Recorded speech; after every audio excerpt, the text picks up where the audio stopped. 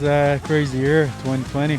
Finally got to the end, and I'm happy that we managed to finish the champions. They deserve that more than me. The wins, everything, the championship, the trophy.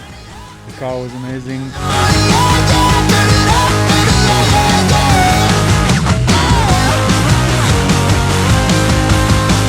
It was a very, very hard year for me, and I'm super happy that we finished the champions, and I feel like we really deserve that. Each one of them really deserve that, and what can I say? I'm happy, and now I can go home and with a smile on my face. You can't see it with the mask, but I definitely have a smile on my face.